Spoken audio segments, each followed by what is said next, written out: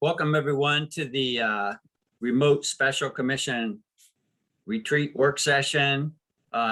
It's more like a regular work session than it is a retreat work session of January 6, 2022. The first meeting of the Port Commission with the new Port Commissioners and the first meeting of 2022. The Port of Olympia is working diligently to address the threat posed by COVID-19 to Thurston County, the state of Washington, the United States. On March 16, 2020, the Commission adopted Resolution 2020-03, authorizing certain emergency powers in light of the COVID-19 outbreak, including invoking applicable emergency exemptions to meeting notice requirements and location restrictions of the Open Public Meetings Act. Pursuant to that resolution, the Port of Olympia Commission is conducting today's meeting remotely. The Port is following the guidance of the Thurston County Health Department to take all efforts to prevent the spread of the virus, and is acting in the interest of the safety and welfare of the public, the community, and our employees to limit its spread. So, do we have any, I'd like to approve the agenda, but first, do we have any amendments to the agenda? Okay, great. Well, I've got a few, so let me start. I first like to add Holly O'Neill as a guest panelist to committee assignments discussion, rules resolution discussion, and commissioner priorities discussion. Do I have a second? Second. All in favor, please say aye. Aye. Aye. Motion passes. Thank you. Next, I'd like to add as co-presenter to the committee assignments discussion, Mr. Bill McGregor. Do I have a second? Second. All in favor, please say aye. Aye. Aye. Motion passes. Next, I'd like to add as item 5, potentially moving Monday night's commission meeting. I'll discuss that further when we get to it. I need a second for that motion, please. Bob, do you want me to do it again? You're on a roll. Go ahead. Okay, second. Thank you. Thank you for that second. All in favor, please say aye. Aye. Aye.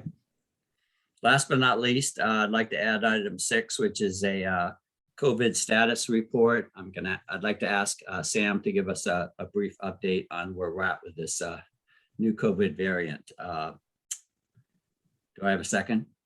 Second. All in favor, please say aye. Aye. Thank you.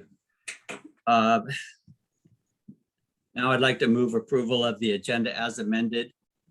So what we do, new commissioners, is every meeting, we always ask, are there any amendments to the agenda? If there are none, then we just go ahead and approve the agenda. But today we had a few amendments. So once the amendments are approved, now we have an agenda as amended, and we need to approve that. So I'd like to move to approve the agenda as amended. Do I have a second? I'll second this one. Thank you. Thank you, Commissioner Iell. All in favor, please say aye. Aye. Aye. Motion passes and we have an agenda, and that's always exciting because now we can move forward with the meeting. So I'd like to say a few words, and then I'll ask Holly if she'd like to say a few words, because I want to thank, first of all, the commissioners for being flexible. We had an excellent plan for a retreat down in the great city of Kalama, and that had to be altered due to the extreme and rapid onset of the, what do you call it, Omicron variant. And so it's just been crazy. That's been crazy. So we watered it down. And it ended up with a work session just to kind of get acquainted and I asked Sam, can we not lose a week? And so at least we get together this week. So thank you for being flexible on that. I also want to congratulate you officially for your victories in the election. Both of you worked really hard and you won by a substantial margin. So really nice work. I've got 2 elections under my belt, so I can really say truthfully, I know how much work it is, and I appreciate that level of devotion and outreach to the community, because, you know, really at the end of the day, it's a big life experience, and it's a big commitment to your own community, and, you know, basically keeping it functioning and moving it forward in a good way. So thank you for that. And I'm just so excited to have both of you here. And the public might like to know that, you know, we were able to meet before Amy and Bob became commissioners. We were able to meet socially and get to know each other a little bit. So I think that was very valuable. So with that, Holly, would you like to add anything? Thank you for joining us today, by the way. Oh, I'm really glad to be here and nice to meet you all. And my name is Holly O'Neill, and I've been serving as I'm a professional facilitator, and I've been helping out with the Port of Olympia for a couple of years now. And so I'm just going to help keep us moving along today. And, you know, this, as Joe just said, this is just a precursor to, you know, the bigger retreat that we'll have when the dust settles. But it's good. We just have to be flexible as stuff happens. So thank you all for making it happen. A couple of things I just want to mention on Zoom protocols. You know, I'm sure you're all really familiar, but at any point, if you want to speak, it is helpful for people to raise hands or just signal. Sometimes it might be easier, and I'll just call on people to speak around the grid. And mostly I just want to say that, you know, it is kind of a miracle that we can still have meetings. I just am so glad for the technology, because I don't know how I would have made it down. We've got an incredible, I'm up in Whatcom County, and boy, is the snow thick up here. So I'm just glad to get to be with you. So thank you all. We've got, I think my job here today is to just start us with a round of introductions. So Joe, is that okay if I go ahead with that? Okay. Sure thing. And Commissioner Downing, Joe, is it okay for you all if I call you by your first names for the point of this meeting, or would you like for me to be more formal? What's your preference? Informal is good with me. Okay. Sure. I'm Yep. fine with informal. Yeah. Great. All righty. So we'll just do a quick round of introductions. I'll go ahead and call on you, and I'm gonna call on everybody actually. And you'll just want to say, just, you know, kind of just like a minute of kind of what you do, anything you want to say about your background, and then we'll just get a little bit of a sense of who's in the room. So, Joe, I'm actually going to start with you. Do you want to do a little introduction? Well, thanks. I like to call myself infamous as opposed to famous, because I've had an interesting 6 years on the Port Commission. It's been great. It's been, as I say, it's an important job and very meaningful. So I've been a Port Commissioner for 6 years. Enjoy working at the Port. I'm very committed to the Port's mission. I'm retired from my state job. I worked for the state for 10 years, 20 years in private industry before that. Anyway, that's probably, I guess, enough. Everybody knows me. I'm an avid sailor, taking up the golf game again, and you know, just enjoying life, happily married man, et cetera, et cetera. So that's all good. Well, that should be at the top of the list. Sorry. Okay. In case my wife watches the tape later. Yay, thank you. That was perfect. Amy, do you want to introduce yourself? Hi, I'm Amy Evans. I am super excited to be working with this group, and I grew up in Olympia. I went to Montana for about 10 years and came back, and I ran on a campaign of collaboration, and my life experience I've had the privilege of traveling a lot to places with different governments, and I just believe so much in democracy, and I'm so excited to invite people into this conversation at the Port and move us all forward together. So I think Sam says, you know, when the Port does good, we can do more good, and I really believe that. So, and I love getting to know Bob and Joe, and I'm excited to get to know everyone else. So just excited. Thank you. Great. Bob? Yeah, thank you. I'm Bob Iell. I grew up in Thurston County, graduated from Tumwater High School. I am a member of the Nisqually Indian tribe.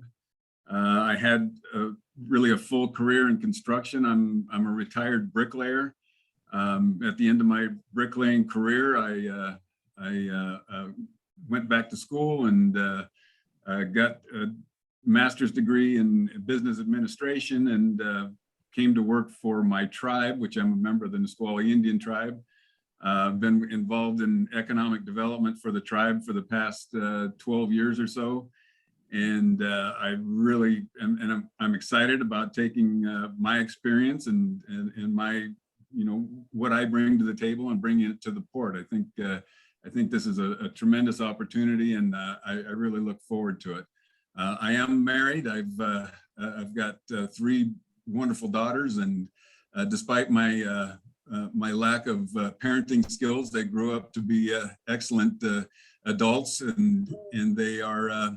We also have 5 grandchildren, so I'm just really excited to be here and happy to be a part of the Port of Olympia. Great, thank you. Well, excellent. So now we've heard from our commissioners. Let's hear from this. Actually, we're going to hear next, I think, Bill McGregor, our past commissioner. You're here. Do you want to introduce yourself? Well, I was thinking that since I'm past, I should be last. So we'll leave it at that. But if you want me to go ahead, I can now. But I was on the commission for 15 years, and I'm so excited to see the new additions to the commission. And I just feel that I'm going to be excited to watch all of the positive energy that I'm continuing to get as we move forward. So I'll just leave it at that. Thank you. So glad you're here. Okay, Lisa, you're up. You tricked me. I thought you were going to Sam. So I'm Lisa Parks. I'm currently serving as the Capital Investments, Environmental and Planning Program Director. I also am currently sitting in as the Interim Administrative Services Director for the Port. I've been here for since July 12th, whatever the math is there. My background is in land use and environmental planning in the public sector. I've been doing that for about 32 years, and I've worked both in the private sector as well as in the private sector working for public entities, as well as working directly in the public sector, and specifically with port districts. I was the executive director of the Port of Douglas County in the North Central Washington area for about just under 9 years. Great, thank you. Sam, you're up. You fooled me too. I thought you were going to run the whole circle. No, Sam nobody- Gibney. Ice cream. Go ahead.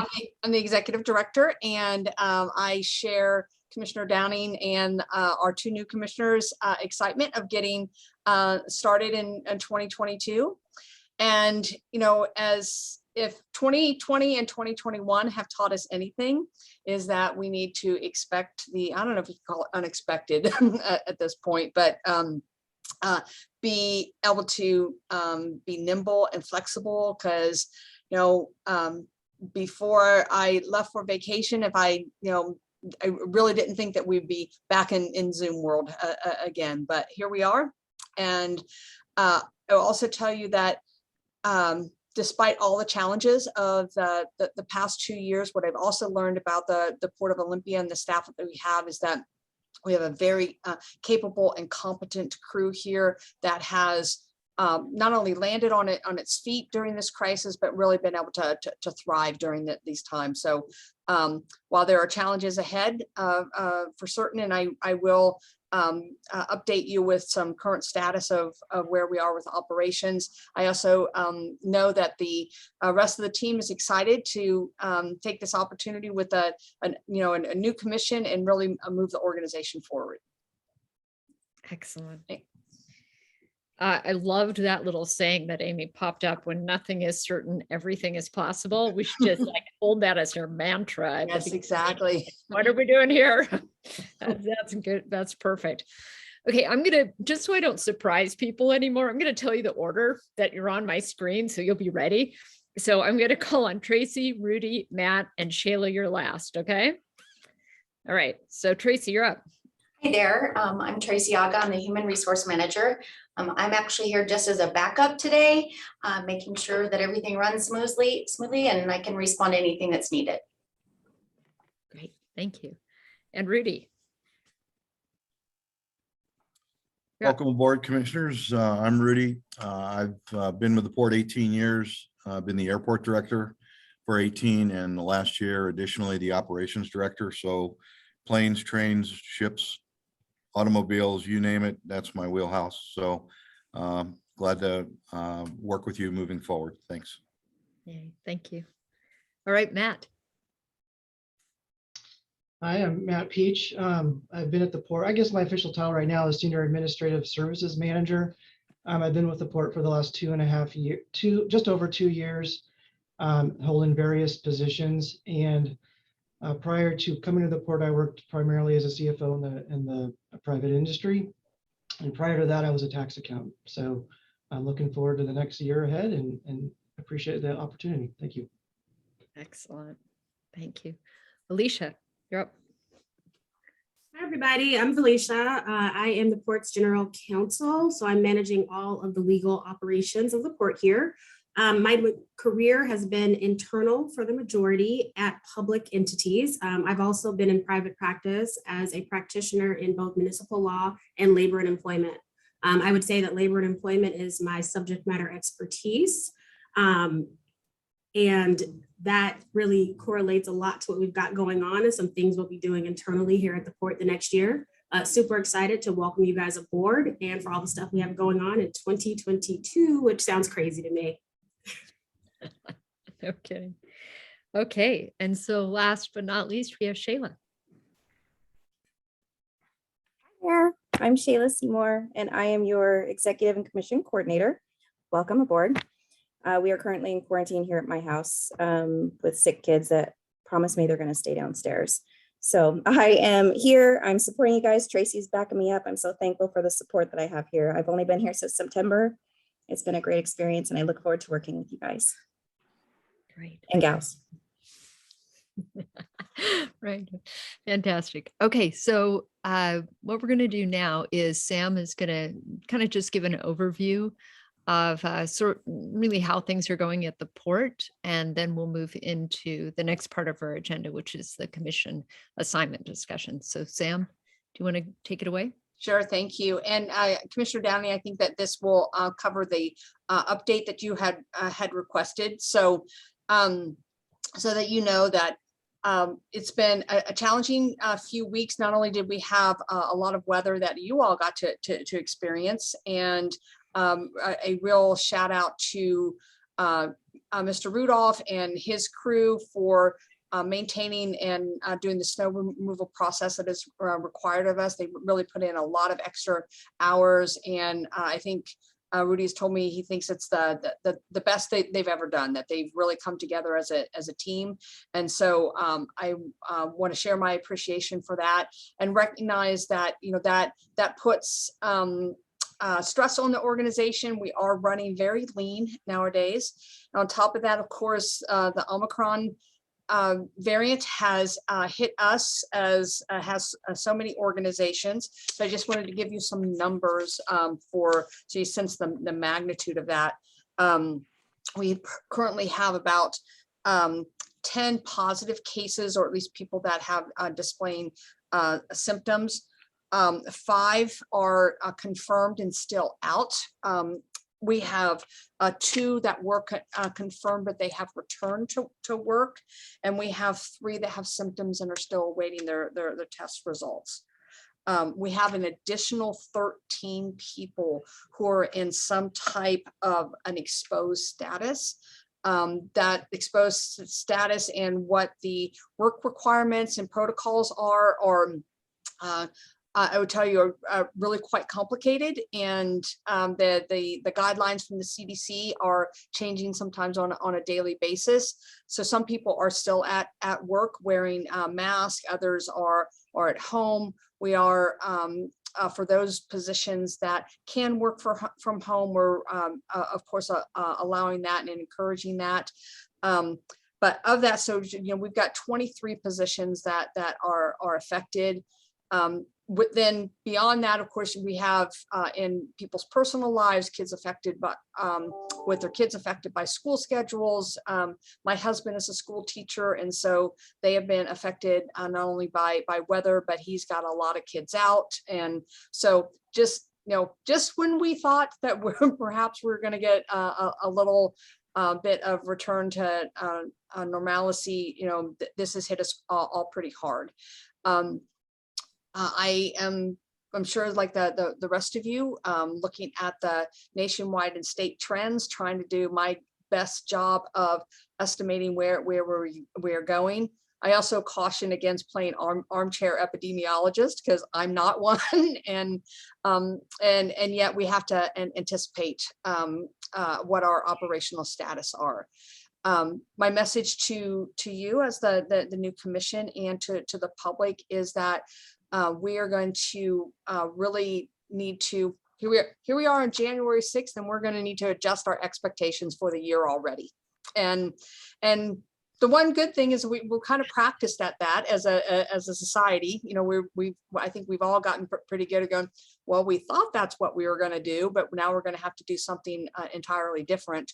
And I would try to keep you apprised, both in public meetings, but then looking forward to meeting with you individually as commissioners and giving you operational briefings in those one-on-one settings as well.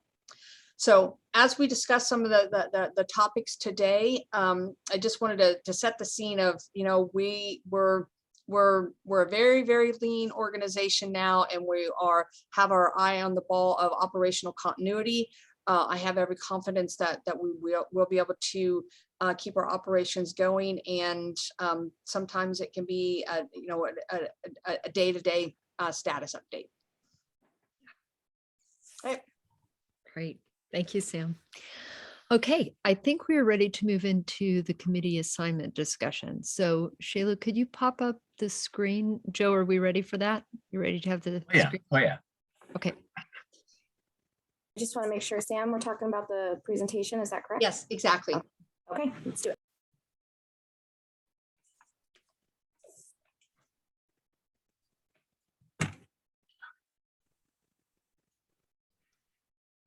Yep. So you can just go ahead and flip through. There you go.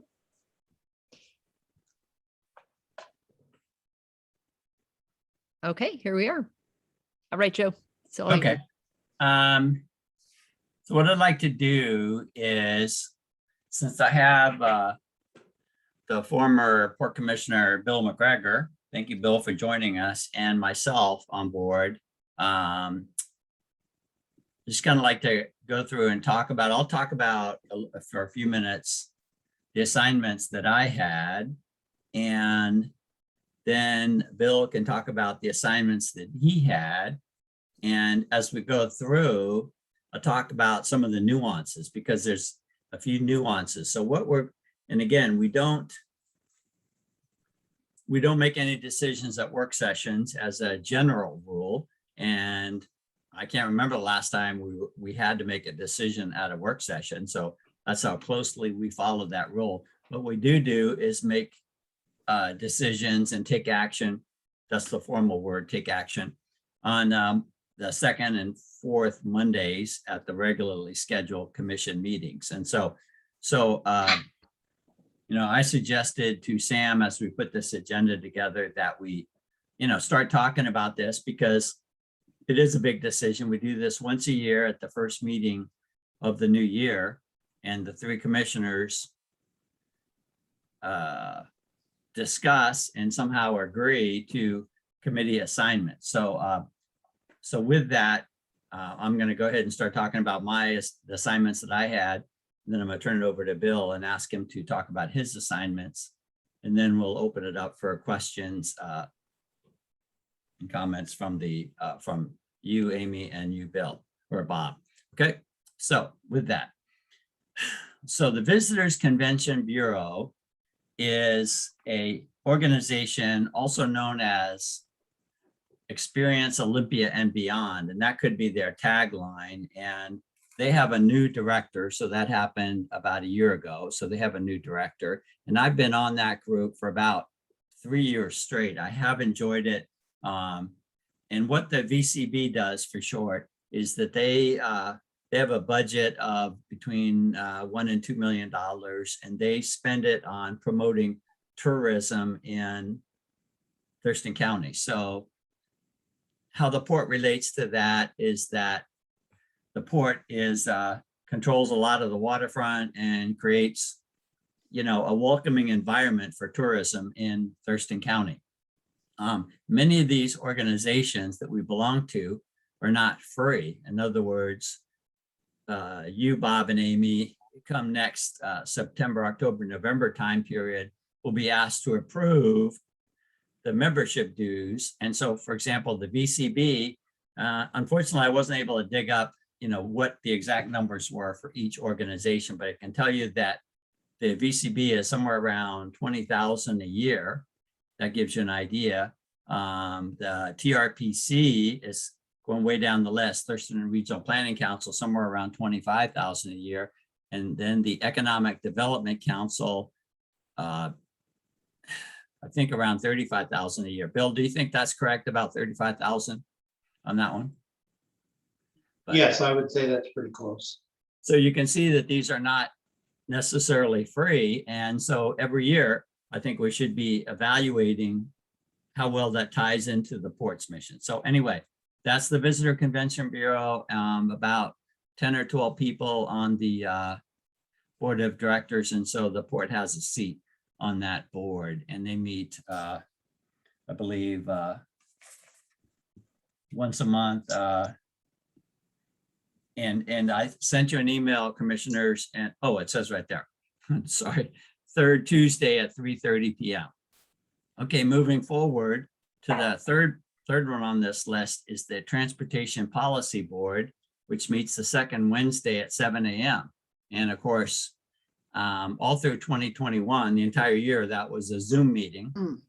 And the TPB, for short, is a subcommittee of the Thurston Regional Planning Council. So they're very closely related, but the Transportation Policy Board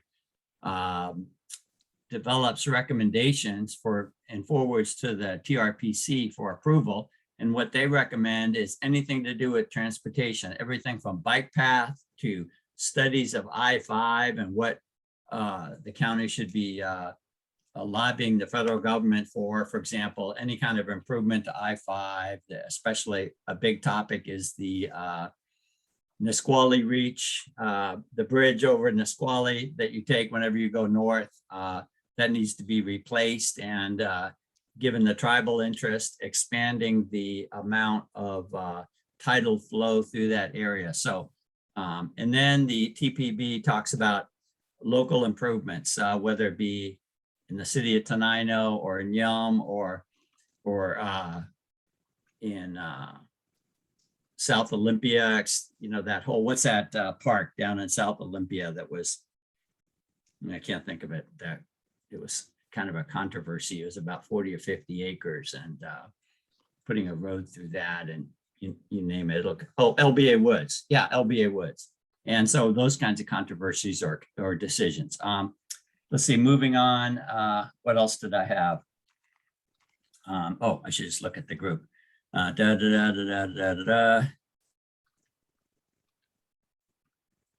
Let's see, I was the Washington Public Ports Association trustee, and that's a minimal amount of effort. That's just going to a couple of trustee meetings throughout the year. The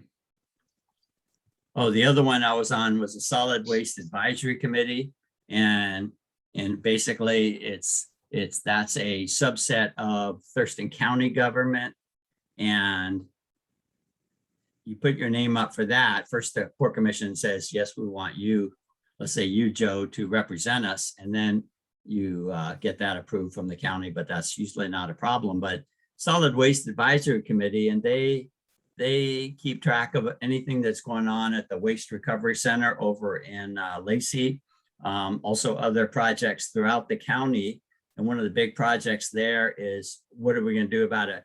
They call them transfer station. It's a nice euphemism for trash collection and where all the trash goes. And then it gets transferred into 40 or 50 foot containers and shipped out to the landfills in other parts of the state. And so they call them transfer stations. And so the South County needs a new transfer station. So that's the current big topic there. They recently completed a solid waste management plan. It was that was a multi-year effort, and that kind of rolls forward every 5 or 10 years. They have to create a new plan. So anyway, so with that bit of background, you see where I'm going with this, Bill? Do you have any? Would you like to comment now, Bill, on some of the things that you were involved in? No, I think one of the things to keep in mind for the commissioners as they start to think about committees is we've tended in the past to, particularly in the chambers, is that if the chamber is in your district, then it's probably a good thing to have you as the face of the port attending those as you can. While they meet, most of them meet monthly, showing up every once in a while is a good thing. One of the things we used to do, and I don't know, because of COVID, we've kind of gotten away from it, is we used to have staff attend those as well, because as a commissioner, you're not always able to attend the meeting, but yet there may be an opportunity that a staff member can attend and provide updates or whatever, but at least be a face of the port at the chamber meeting. So that's something to consider as far as Thurston County, Elm, Lacey, Grand Mound, and Tumwater chambers. So something to take a look at. The other boards that I've served on all of them during the tenure of the 15 years. The Economic Development Council, I think, is a worthy expense for the port, because that's our mandate, economic development, and it keeps us close to what's happening as far as economic development within the county. And there's several entities that belong on that, the cities and the county have representation, as well as some of the developers in the area and banks and that type of thing. Thurston Regional Planning Council typically has been, up until last year, has typically been with the chair. That one, and the Washington Public Courts Association as trustee. And I think those are the two that I remember exactly. Those typically go with the chair just because they're a little bit more high profile. The one that's going to be taking more time as we move along, of course, will be Capitol Lake Executive Work Group. And while it's meeting quarterly, now that they have an EIS, a draft one, and they're working on a final one, I think that as that moves along, that may be more of a scheduling more than quarterly as they get to the latter part of 2022, something to keep into consideration. And the other one that probably isn't as important now, but is still important in the county, is the port agreed to do a 3-year funding of the Lacey Makerspace. And that is currently at St. Martin's University. The city of Lacey rented space out of the St. Martin's engineering building, maintenance building. And they have a whole set of equipment and that stuff in there. And that used to be a monthly thing while they were getting formulated and putting things together. Now that's not as important. And I think that we've committed to our 3 years, and actually we'll have completed that this year. So maybe not something that you want to get involved with, but certainly something you certainly have a place or a seat at the table if you so desire, since we're putting money into that facility. So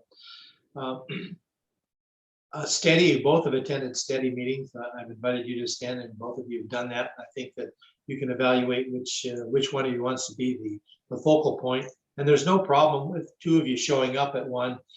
In some instances, like the Capitol Lake Executive Work Group, you wouldn't be sitting at the table. You'd be sitting and listening to the discussion in the general audience. But the one sitting at the table will be the one that will report back to the commission on any decisions that need to be made. So let's see, the only one I had a question on during my whole time was the Solid Waste Advisory Committee, because I don't know how impactful we are on that. The cities collect garbage on their normal routines. The county collects garbage. We don't really, we just have our garbage collected by one of those entities. So I just don't know, but Commissioner Downing can speak more to that. He's already highlighted a little bit about it. But I think it's just, I used to call this the time when the commission got to trade baseball cards, who wants to go to where. But I think it's important that there's a couple of them that really the chair, whoever that will be, needs to be on. And I think that's the Public Ports, Capitol Lake Executive Work Group, and Thurston Regional Planning. Typically, the vice chair has been in the policy board, transportation policy board, because that would normally be the next move would be the vice chair would take over as the chair the following year, and therefore would have a lot of background on projects that are being brought forward in some of the discussions and decisions that will happen at the Regional Planning Council. So with that, I leave it up to you. I'm here to answer any questions, but I'm not going to interject anything unless I'm asked. So I'll put myself on mute, and then you can go ahead with your discussions and as the chair moves the meeting along. So thank you for the opportunity to give you some insight. When I met with both of you after your election results were finalized, and I kind of went over some of these with you, but I'm always available to answer any questions you might have, because at that time we could talk, and now we can talk since I'm not on the commission anymore. So the best of luck to you, and I wish you all the best, and I'm excited to see how things move forward. Great. Thanks, Bill.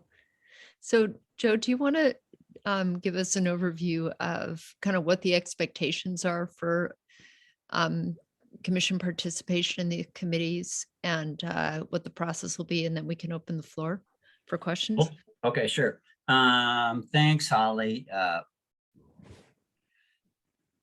I think that Bill, thank you for your insight. You brought up a couple of things that I had not thought about, such as the Transportation Policy Board going to the vice chair, because you get a flavor for the TRPC and that regional planning. And then you move up to the TRPC. And it brought up another point, which is that we're not even talking today about who, because we don't know, who will be elected chair of the Port Commission for 2022. So I suggest, may I suggest to Sam, when we do have our first Port Commission meeting with the 3 commissioners, that we elect a chair before we have this discussion, because then we know that based on past practice, the chair will be asked to attend the TRPC meetings. The vice chair then would be asked, and we need to elect a vice chair too. So there's things up in the air. Yours truly, I'll just put it out there, yours truly has had his fill of being chair, because, you know, I'm obviously just got done being chair. And so I just put that out there. But there's those 2 comments, and you have your schedule here. So there's going to be 1 or 2 items that, well, I mean, until we open it up and say, you know, start the baseball card trading, as Bill says, you know, that's truly what it is. You take into account these dates, you take into account your interests, and you take into account this list divided by 3, which seems to be about, roughly speaking, 5. So you have 5 assignments. Let's see, I will start by saying that I've been on the Visitor Convention Bureau for at least 3 years, maybe 4. And while it's been fun, I think I should give somebody else a chance. And you know, along with, I have a hard time calling him Bill, you know, because it's kind of like a past president. You're always president so-and-so. So I'm just going to say, along with Commissioner McGregor's comments about the value and a little bit of the purpose, talking about the Visitor Convention Bureau. So they're funded by primarily by hotel lodging tax. And so every time somebody spends a night in a hotel, they'll pay $2 out of that $100 goes towards the Visitor Convention Bureau. So you can see their motivation is to put people into, hotels because that's where they earn their tourism dollars. And so, that's really not, in no way can I envision the Port of Olympia helping to put people in hotels per se. If the Port of Olympia has a Port Plaza, yes, that's one extra feature and amenity towards visiting Thurston County. Therefore, people have to stay in hotels. So maybe there's a little bit of an association there. It's a good organization. I think tourism is so meaningful to virtually anybody because it's a great source of revenue for people, and it's a clean industry, shall we say. And so, but anyway, I'd love to, I can part ways with the VCB. Commissioner Bill hurt my feelings when he said the Solid Waste Advisory Committee. I really like that. But yes, he does have a point that not sure how trash collection and recycling and what have you affects the port specifically. So, but the time has passed for us to add or subtract committees. And so we passed a budget and we've committed to being on that committee. So, but those are good thoughts, Bill, for as we move into the fall and we review, which of these committees we're going to carry into 2023. And the last thing I'll say before I turn it over to Holly, I'd like to, give Amy and Bob a chance to ask questions or weigh in, is that on the Capitol Lake Executive Work Group, we recently took a vote and passed something called decision durability, and the managed lake alternative came out on the top of that list when we gave our feedback to the DES, the Department of Enterprise Services. So, I feel strongly I'd like to be on that group because, I support that alternative, and that's the alternative that was expressed by the Port Commission just like a month ago or so. So that one's up in the air. Who can belong on that one? It doesn't belong to the chair or vice chair. It's obviously a special thing. This coming June, we would expect to see the final EIS come out. And then as a result of that, there could be, quite a bit of activity by interested groups, including the port.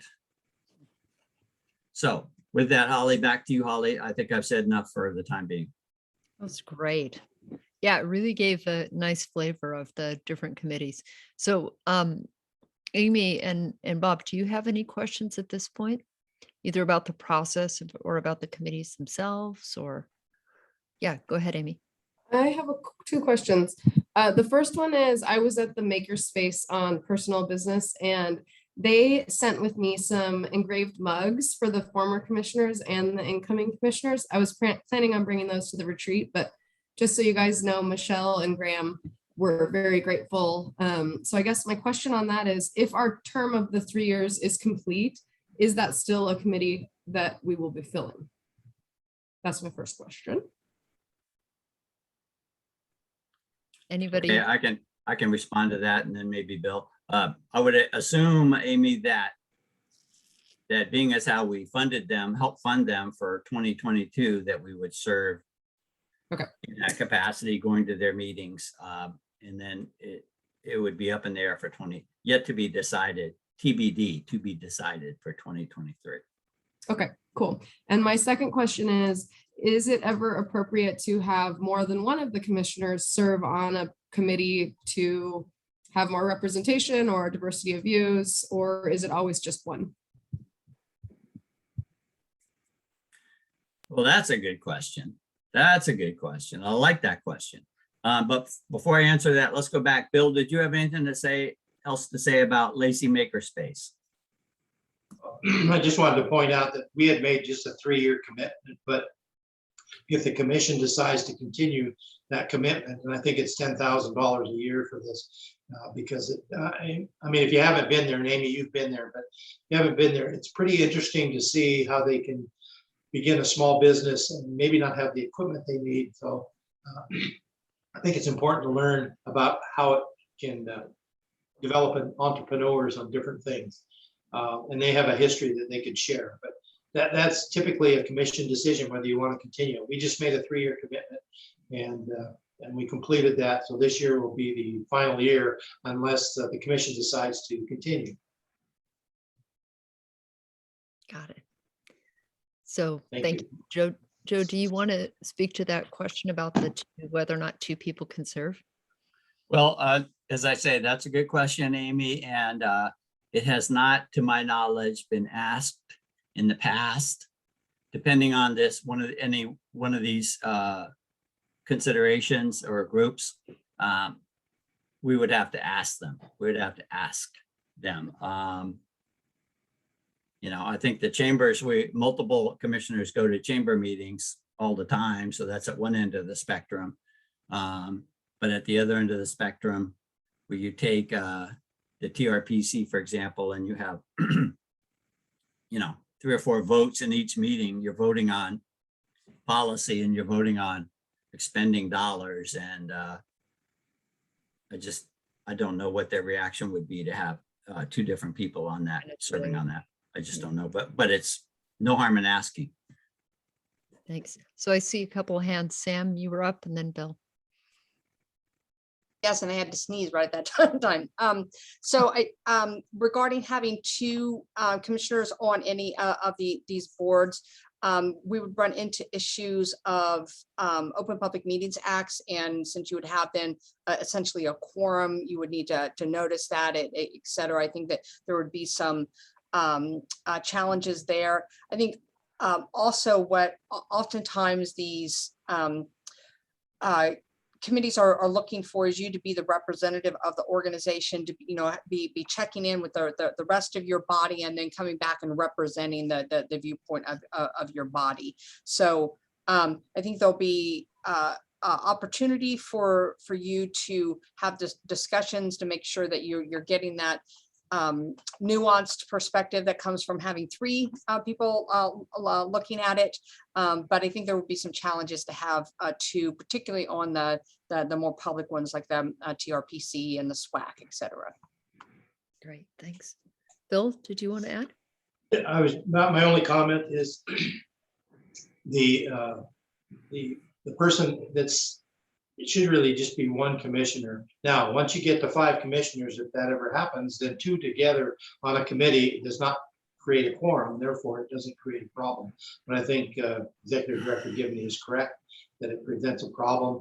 There's nothing to say you can't sit in the audience and listen to a presentation, so you have the benefit of hearing the presentation. Should it come up and come back to the Port Commission as a whole for a vote, you will have heard that presentation, which would probably be made again at another court meeting, but at least there's nothing, like I say, if you went to Capitol Lake Executive Work Group and you attended and you're not the one sitting at the table, then you would be sitting out in the general audience listening to the discussion.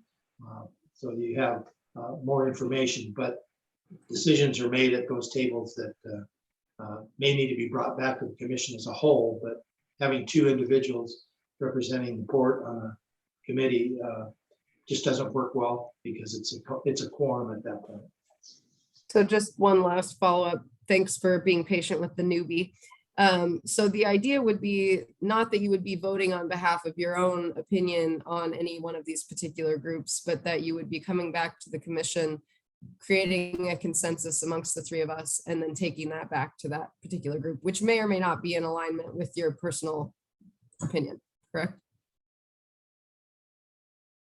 That's correct. And we had an issue several years ago, long before our current commission that just ended, where something was given at one of those committees and the individual voted against it. And when it was brought to the surface that they had voted against it as the one dissenting vote, the other 2 commissioners felt that they were left out of the decision, and it wasn't really the right decision, but that was against that individual's thinking. So, and it happened like 10 years ago or something. So. Interesting. Yeah, go ahead, Joe. Yeah, Holly. So Amy, that brings up, a good point. You reminded me of something. So, it's part of the purpose of today's meeting, I think, and the next few meetings is to get things out in the open and talk about where we've been and how we handled things and so forth. So the whole concept of 2 commissioners right now, as long as we have a 3 per commission, anytime 2 people show up at an event. So we can go, we'll go to a Thurston County Chamber, and Commissioner Zeta or Commissioner McGregor would sit at the same table, but generally we have a neutral person in between us. So we can't lean over and whisper in each other's ear, because in a public setting, you can talk about fishing, golf, politics, not your own politics. So you can talk about anything other than port business. So, and then and that makes it okay. But it's even better if you have a neutral party sitting in between you, just for appearance. And then a few years back, not so much lately, but commissioners were in the habit of having things called commissioner chats. What was it? Sandra Romero from the county, she used to do coffee chats, and she'd go around the county and meet with constituents. And so we started doing that, some commissioners, and sometimes one commissioner would be tempted to go to another's commissioner chat just to see, what was being said, what have you. And that by itself is okay, but not if you raise your hand and ask a question, or not if you interact in any way, because as soon as you interact, then you're having a discussion, unnoticed, unpublished, whatever you call it, a meeting it's essentially a meeting of the Port Commission. As soon as you open your mouth and you ask a question of any sort or give an opinion. So anyway, so I just want to throw that out there, because that's another one of the, you might say, pitfalls of commissioners, a 3-person commission, and two commissioners are at the same event. Thank you. Okay, Amy, was there anything else you wanted to ask? Okay. Bob, did you have any questions or comments you'd like to make? Yeah, thank you. Great information here so far, and this is really a great learning experience and good questions by Amy. I appreciate that.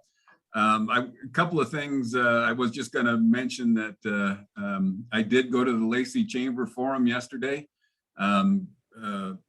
Lieutenant Governor Denny Heck was there giving a talk on the economy. It was very, very good talk, and the Lacey Chamber is always happy to have the port there. One question that I have is, I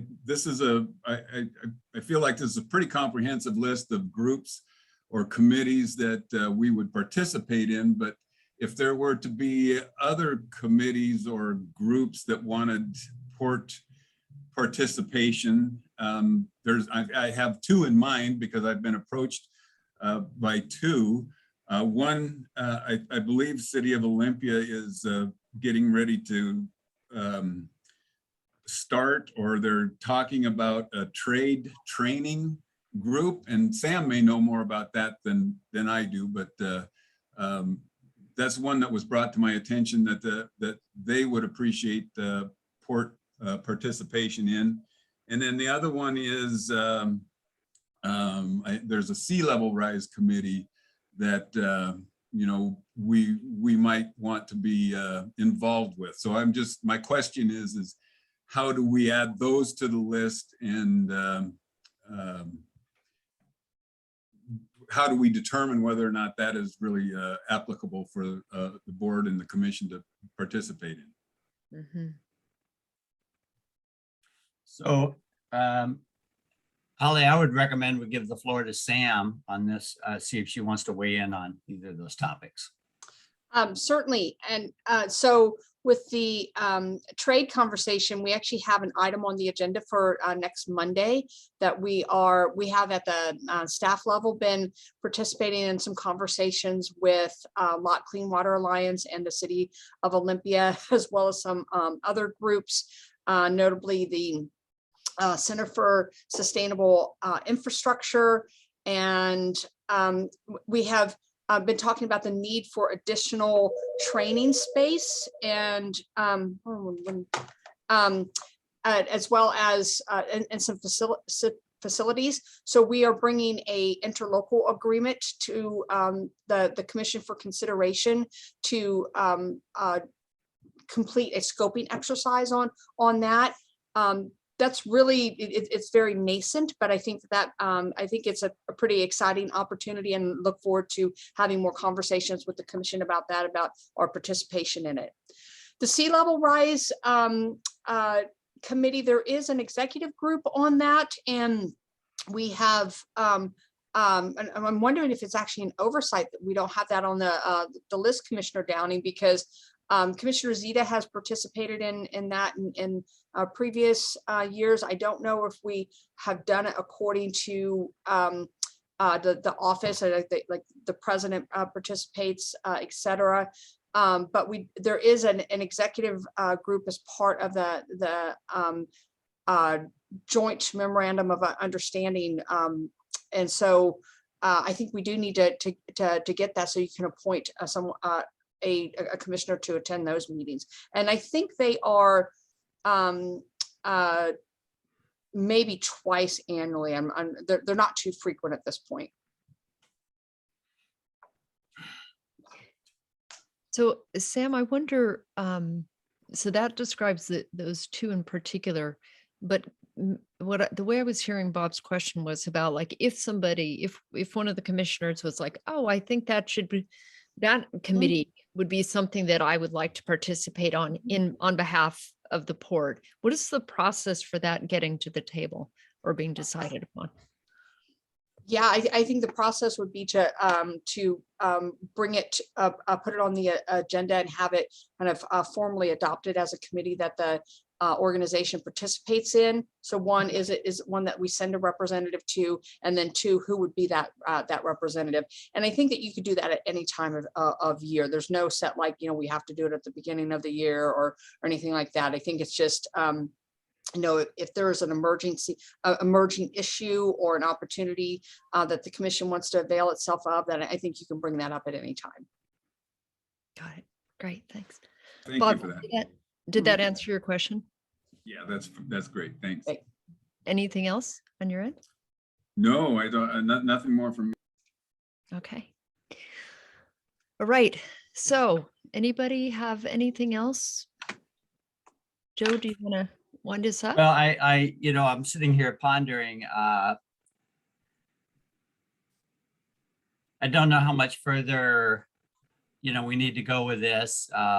Again, at some point, I call it horse trading. So at some point, we're going to get down and get out a blank piece of paper and write down the names, Amy, Bob, and Joe, and start, assigning these. But fellow commissioners, are you comfortable with putting that off until our next meeting? So you can kind of dwell on this, and you've got this, because again, you have what you're interested in, the protocols, and then these dates. And so, some people don't like Wednesday mornings at 7 a.m. Some people do. So that has, different things have a bearing. So are you comfortable just, punting this to the first meeting and, considering it, and we'll see where we go with this next time we get together?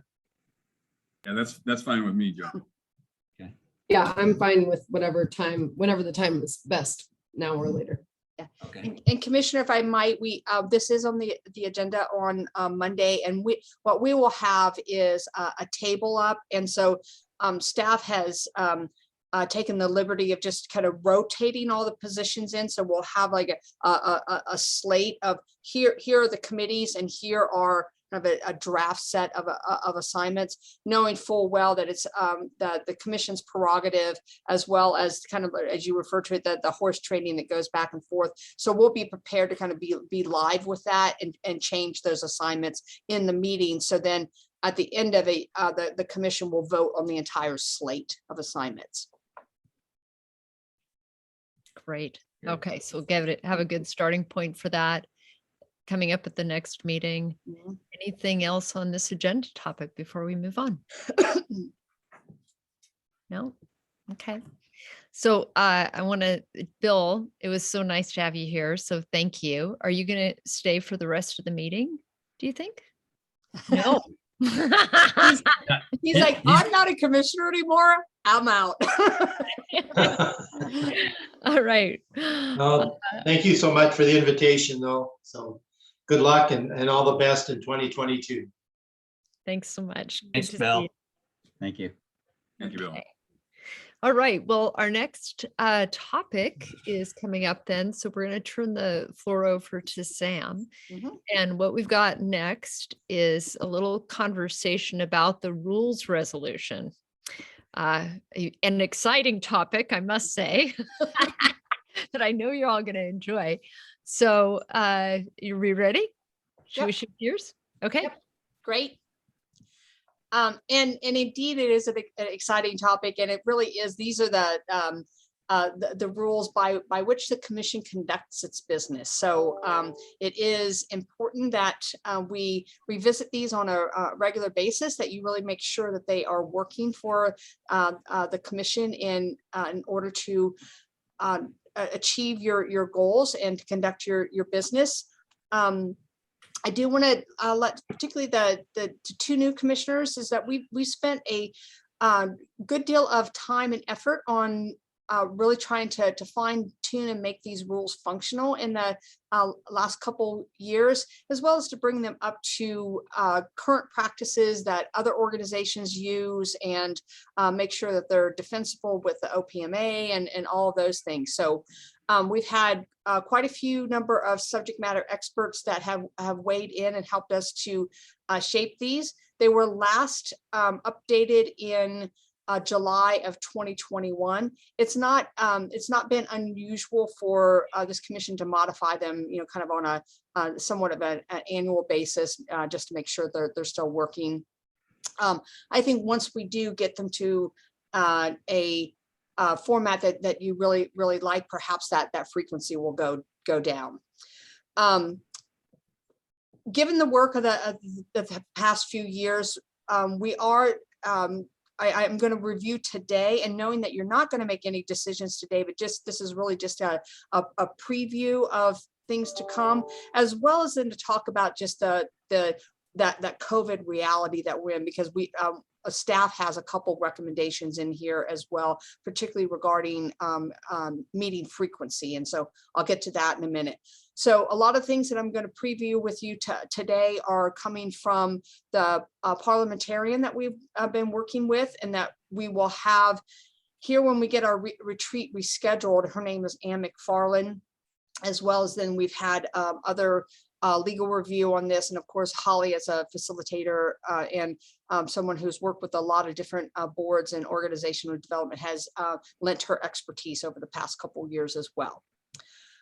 So with that, we'll move on. And what I'm planning on doing is saying, here's what the rules, what the current rules resolution says, and here's what the either the experts that we've engaged, what their recommendations are, or if it's a staff recommendation, I'll make that clear. So we can go to the next slide. Great. Hey, Sam, do you want to take people's comments or questions through the whole thing, or save them to the end? Why don't we do that? I think we could keep it just timely and on topic. So, they're not trying to go back and, because I've got, I think like 6 different topics or something like that. Okay. So after each one, we'll see. Yep, I think that's good. Okay, great. Yep. So the first topic is the meeting frequency. And this is covered under Article 5. And currently what we have is 2 regular business meetings, or regular meetings as they're described, per month on the second and fourth Thursday at 5:30 p.m. And these meetings are really where the port conducts its formal business. It's where contracts are considered.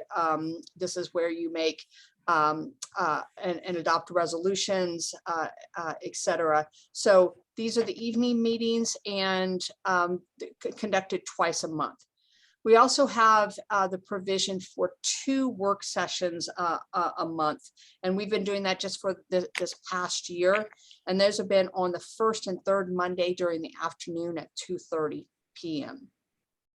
So, and I make clear, this is a staff recommendation, and this is in particular, we were going to make this recommendation regardless of the strain that has been placed on the organization from the COVID status that we're under, because it's really that this having to prepare for a meeting every week creates a lot of what I call organizational churn. You're just constantly in that process of preparing a packet, and it, given the lean nature of our staff right now, we think that it would serve the organization better to cut it down to just the 2 regular business meetings per month. Always then with the opportunity to call and conduct a work session on an as needed basis on the day and time of the commission's choosing. I think the other recommendation or the thoughts that go along with that are that we're going to have quite a bit of work on strategic planning this year. So we'll have opportunities for kind of mini retreats or other longer work sessions to address the more strategic issues that we're really seeking guidance from the commission on. So our recommendation, we're not going to be bringing this forward to you in the next meeting, but I want to emphasize is that this is as much as a workload management strategy as it is anything else. And I'll take comments. And Holly, you're muted. Sorry. Before we jump into this, let's remember that all these, this whole conversation is going to be part of our larger retreat. Right. I think the function today is just to make sure that everybody's got a sense of what they are so we can start thinking about them. So this is really a time for questions for clarification. Yeah. Like to make sure everybody understands the kinds of things we're going to be talking about at the retreat. So floor is open. Joe? Yeah. Well, thanks for saying that, Holly. But, I'm strongly opposed right off the bat. Strongly opposed. I think that in terms of the work session, for the benefit of the new commissioners, in the last 6 years, for the first 4.5 to 5 years, we had one work session a month. Mm-hmm. And then we went to 2 work sessions a month. And so really what you have to ask yourself is, I appreciate what Sam said about 2 work sessions and 2 regular meetings. That's pretty much meeting every week. And what with the putting packets together and so forth, you're always thinking about the next meeting. And that's a little much. And so I'd be happy to see the work session cut back to once a month. I mean, really, what I've been thinking, I just want to say this, that somehow the port has to become more focused and less broad because, I can attest to this because I've sat down with Sam, that's another meeting, as chair every week for the past 2 years, And, we always have 8 to 10 issues to talk about, and that's just one-on-one. So, I think that for us to be good or to get better, we need to kind of narrow our focus. And, that's going to hurt some people's feelings, people's outside the port, you might say. But anyway, I have to say that Sam, perhaps an interim step would be to go back to 1 work session a month because, guaranteed you're going to have topics. Okay. Thank you. Great. Thanks. Any other questions for clarification?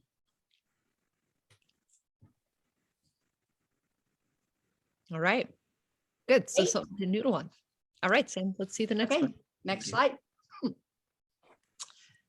This brings us to the issue of commissioner chats. And again, this is a recommendation from our experts that we have brought in previously. And one of the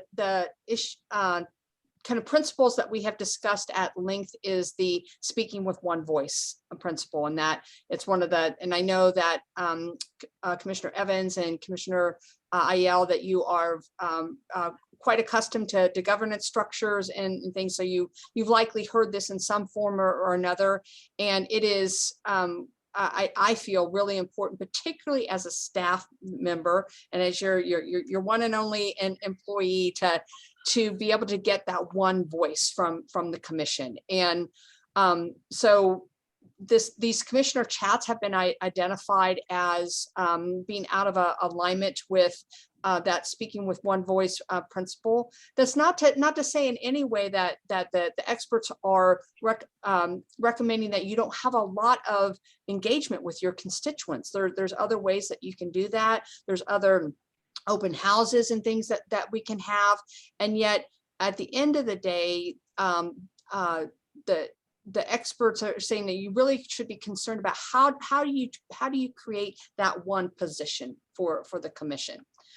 But also note that in the update of the resolution last year in the Code of Governance and Conduct, it also emphasizes that not one commissioner should be taking a position, that you should be developing the position of the port.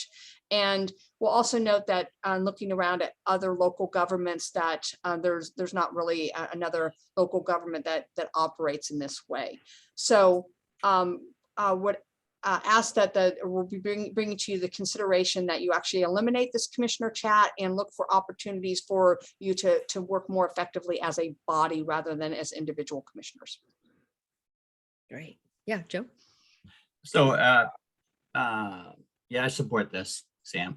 And I think that, just want to say that the difference between having this memorialized in the rules resolution is that the port as an entity will not support a commissioner chat.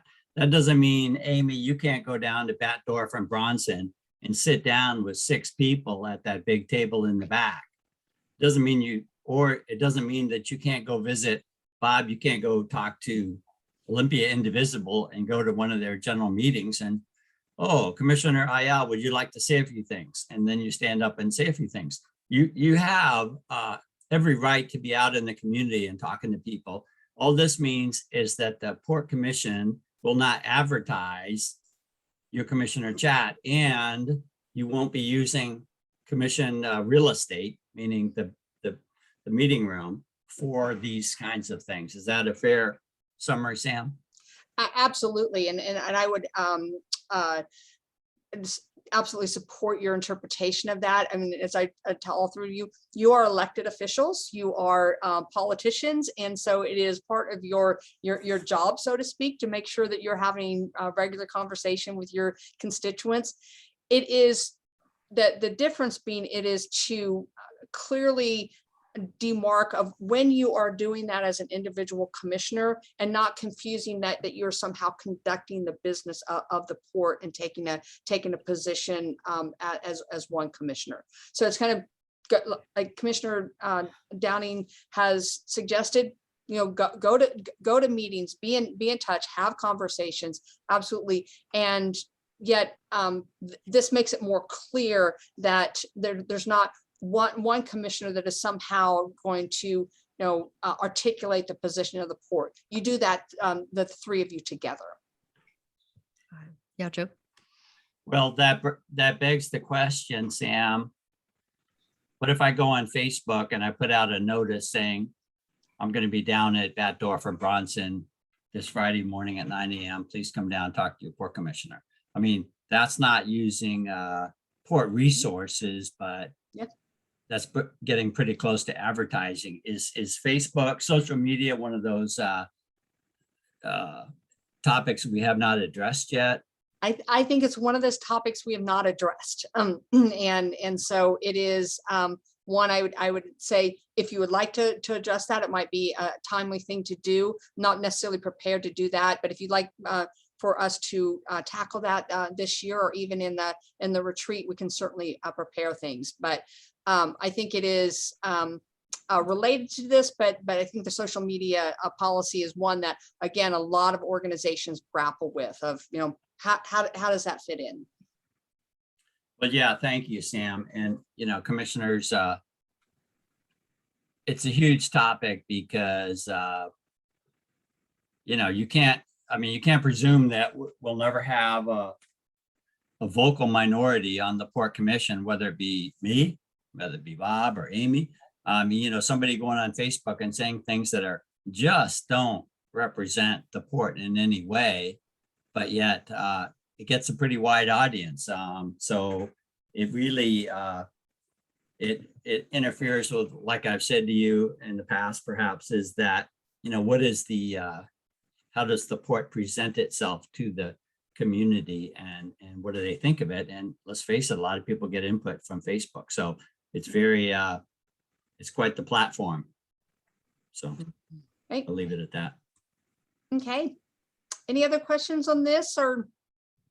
Just a quick comment. First off, I would, I fully agree that, you know, maybe part of the ethics policy and is a good place for social media policy, so that we all understand. And you know, social media can be a wonderful thing, but it can also be a terrible thing. So as long as we all act in an ethical manner that way regarding social media, I think we'll be okay. But I just want to make a comment on the commissioner chat forum real quickly. You know, one of the things, and it was when we get to the part of the agenda about commissioner priorities, you know, I think it's important for commissioners to be able to talk to the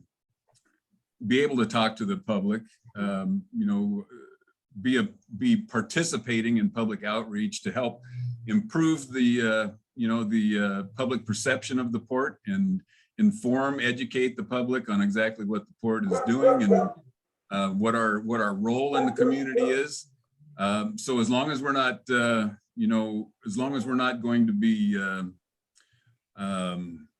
hindering that in any way, I guess I would be okay with this, because you know, speaking as a port, and I'm not suggesting that we should all, each of us commissioners should be able to go out and speak for the port, but on a listening basis, and like I say, just educational basis, I think we need to be able to do that. And I think the more we do that, the better for the port. So those are just my comments there. You know, it's occurring to me too, you know, we're just trying to get a sense of what the issues are, but each of you will have time with Sam, I think, in the coming week. Is that correct, Sam? Yes. So, because as I'm listening to this, I'm just realizing there's actually a lot of nuance to these, the reasons why they were put into place originally, why we might want to change them. So it's just to remember that you'll have time for more discussion too, you know, both as a group, and then to, you know, bandy it around with Sam as well. Okay, are we ready to move on from this one? Yeah. Yep. Okay.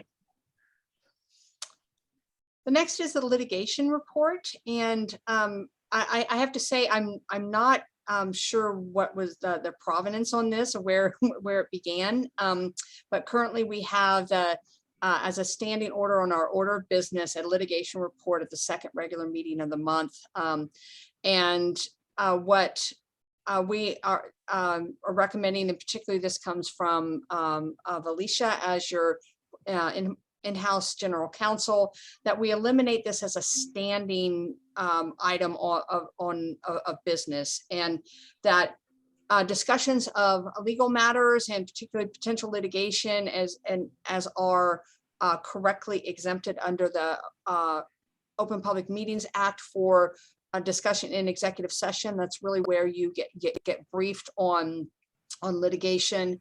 But any action regarding that has to take place in an open session.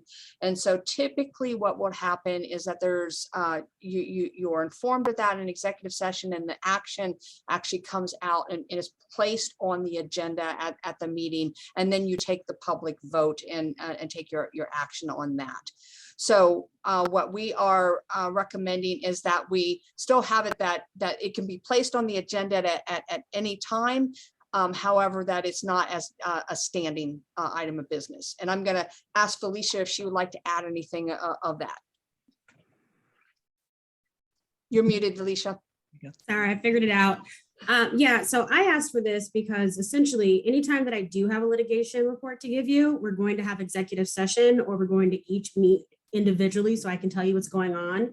And it has already a plan and a process and procedure to make its way to the agenda when that's necessary.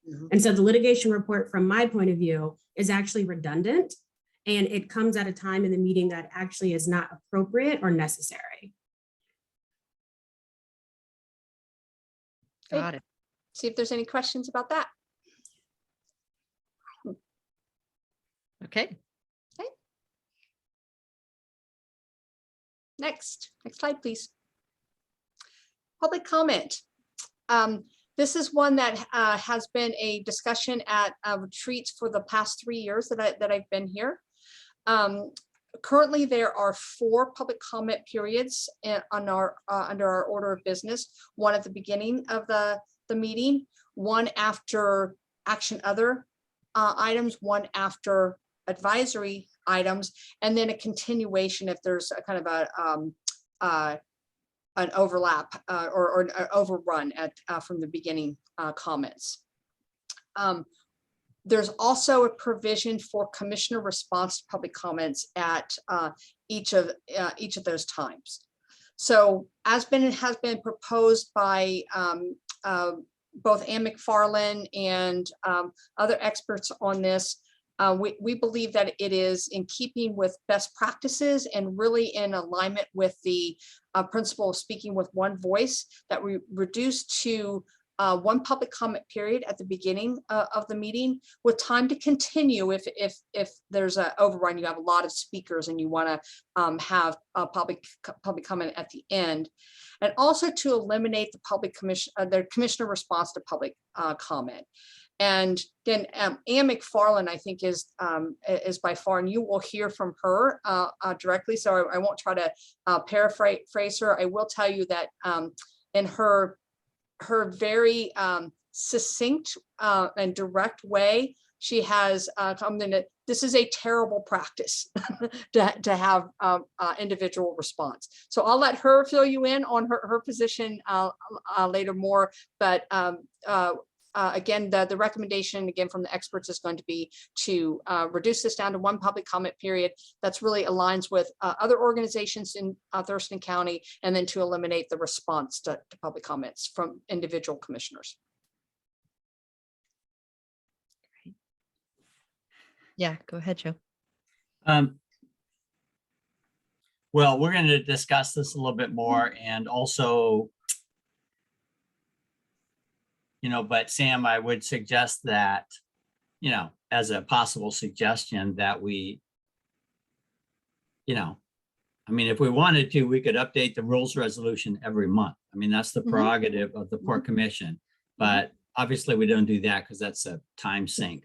But some of these changes you're suggesting, perhaps we should do soon because they seem self-evident, and others like this one, I think I'd love to see the commissioners have a few meetings under their belt before we change this one, just because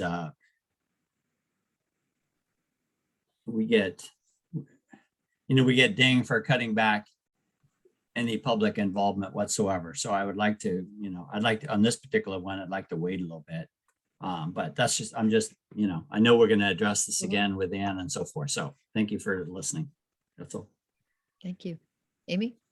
Just to be clear, the process is that we will have this discussion about these items at the retreat, And then we will take them, we will vote on them at the retreat, or we will vote on them at the subsequent meeting. You will, yeah, so the process that you will discuss them at the retreat, staff will then take our, our best interpretation and then create the actual language changes, the proposed language changes in the document. And then it'll be a two-step process. You'll see it as advisory and then as action. Thank you. Great. Okay, anything else on this one? All right, Okay, see the next next. slide. Publication of meeting materials. This one, and again, as staff, I will tell you that we really strive to meet all of our deadlines. And this past year, I think we had the packet go out late once, and the previous year we had only times that the packet went out was because it was in March of 2020 when everything was shutting down. So we really take this very seriously, our deadlines. And I will also tell you that there are oftentimes revisions, and the rules provide for that. We are suggesting, and this is a staff recommendation and not the expert, that we actually look to other organizations that typically publish their materials for their meetings 2 days in advance. So for example, the city of Tumwater, their meetings on Tuesday, they get it published either late Thursday or on Friday. And so we just want to have a more of an opportunity to make sure that we can get the materials prepared, get them out there, and then have less revisions if possible. Mhm. Got it. So comments or questions for clarification on this one? Okay. Okay. Next slide. Oh, That's that's it. it. Okay, then from all of those, Sam, do you want to just let us know? So of all of these that y'all have seen, and I heard actually the potential addition of another policy at some point regarding social media might be a thing to look at. Is there anything else that people are still just, I really have some questions about this, or just a thought I want to make sure to get on the table? Anything else? Yeah, Joe.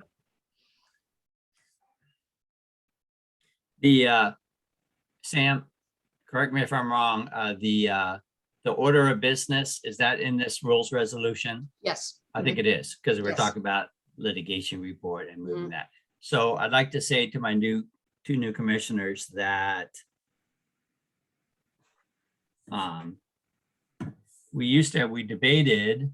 the past commission debated something called a tribal honor statement.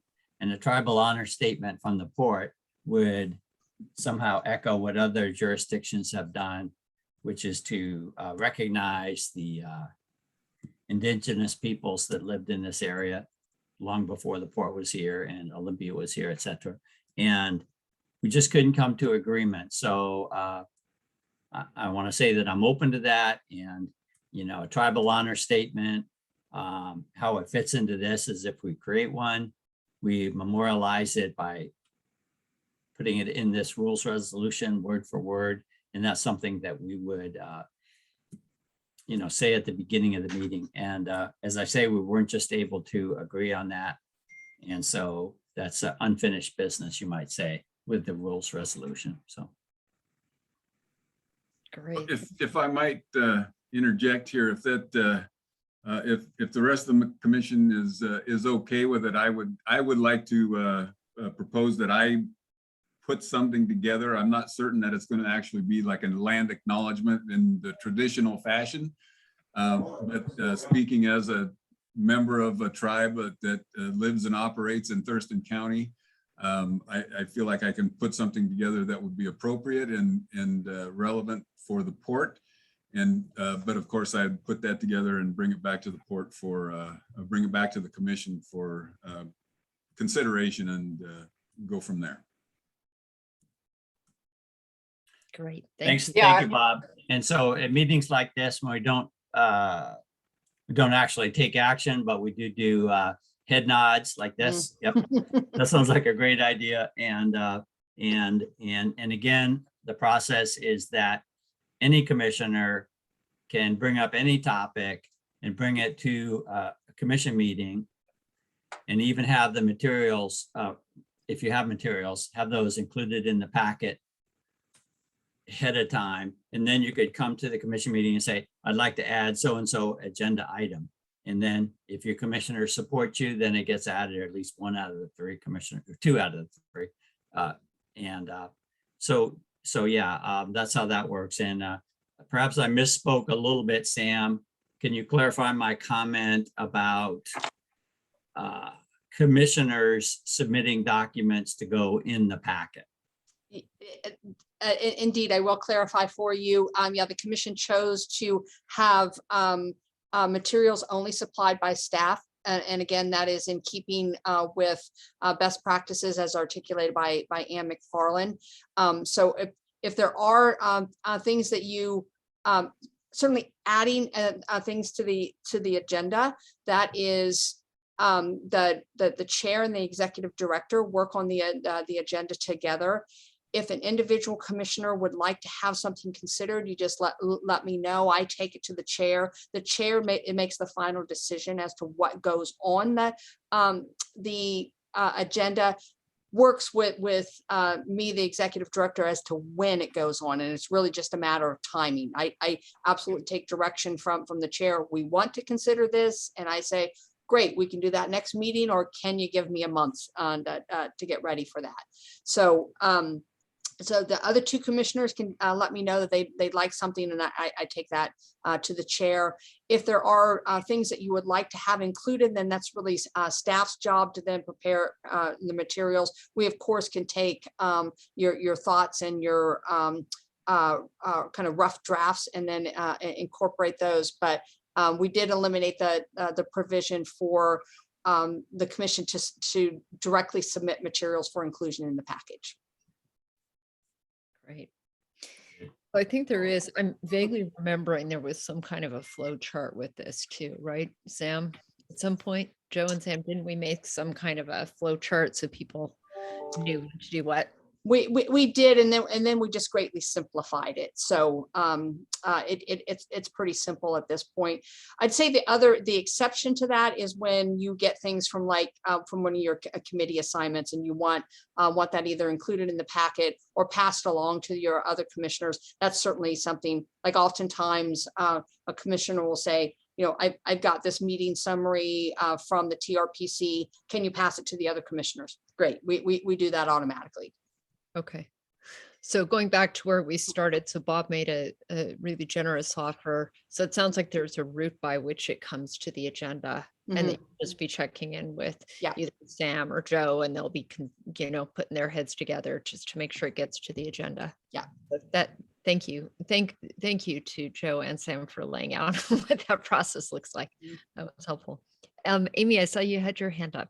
You want to share? Yeah, I won't belabor, it'll be on the agenda in the future, but I'm excited to have Bob as a Nisqually tribal member who can lend some authenticity to that land acknowledgement. I think it can often be, for me anyway, it can feel fumbly and performative as a white person. So, and if we need to bring in other tribal nations, acknowledging that they're very separate entities, we can, but I'm excited Bob's leading the charge there. So, and we can get it on the agenda for formality, but thank you, Bob. I have a few questions that came up that I haven't had the opportunity to ask Felicia in the Public Meetings Act training that we did at the WPPA conference. Around whether or not there's any mechanisms for noticing electronic message boards for interaction with the commission. And so that's just something I'd like to put a pin in to talk about at the retreat. Some specific questions about opportunities there potentially, or maybe not, but if we can add that. Okay, I got it. Okay. All right. Anything else on process questions at this point? Of course, we'll have more time at the retreat to go through them, and gosh, I just really appreciate, I especially want to appreciate Joe for just like, kind of, okay, this is how it works. You know, it's really helpful, I think, what we're offering, what you're offering so far, so clearly. And we've just got one other item on the agenda. So unless there's any other process issues that are feeling really important to deal with right now, are you all ready to move on? Okay, so the next item is our commission priorities discussion. And the goal of this section is just to hear from each commissioner what they're thinking about for the year ahead that they think would be especially meaningful to discuss. You know, we're about to enter a strategic planning phase. And that was one thing too with the retreat that was planned, is that we have Mr. McDermott coming in and talk, not, gosh, why am I just blanking? Darling. He's charming. You'll love him. He's going to come and talk about strategic planning. So our thought was at this session to just see what was on people's mind in terms of topics that they thought would be especially interesting to work on, issues that you think the port needs to address. And this is not like there's no right or wrong answers. This is not set in stone, but just to get kind of an initial impression about what is important to you all, what's on your minds. So what I thought we could do is just everybody go around and share some thoughts, and then we can open the floor for a few minutes, and then we'll get out of here. So thinking about the year ahead and strategic planning, and even to really the reasons why you decided to run for the port. I think that's fair game. So anybody feel like starting us up?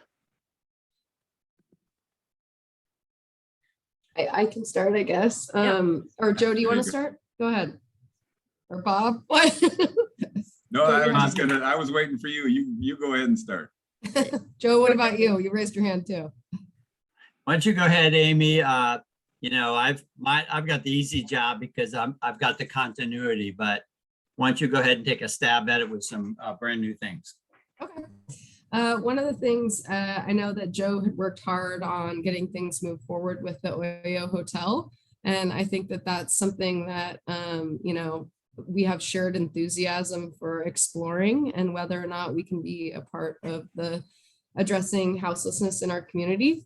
So I think figuring out what that looks like logistically, given some of the constraints with the FAA, but putting some elbow grease into that, utilizing the POCAC, or figuring out how we can improve our public outreach and participation.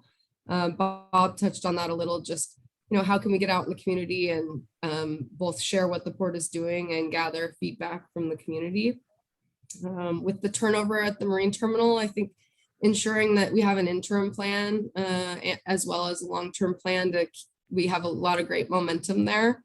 So I think that's exciting, and what steps we need to be taking to make sure we don't lose that.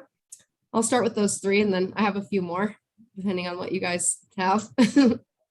That was a great start.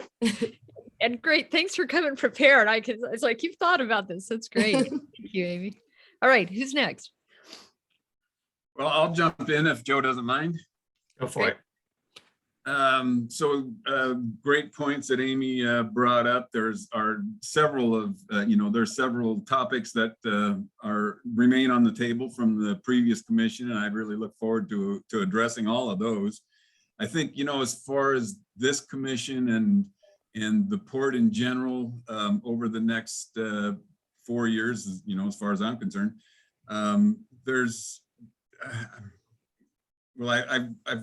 I've pared it down to 4 topics, 4 things that I think are important for us as a commission to think about.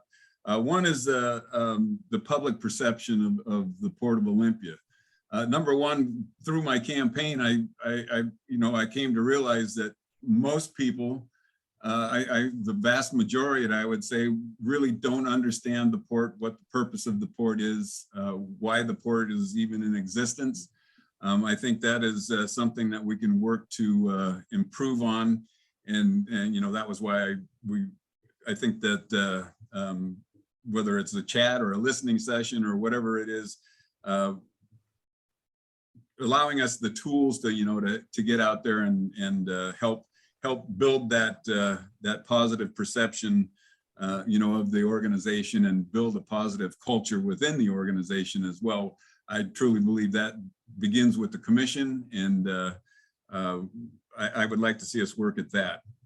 My second thing is, you know, making sure that we as a commission, we act as a commission. We understand our roles and our responsibilities. Again, paring that down to 4 items that are tops on my list are planning, setting goals, and you know, evaluating the organization.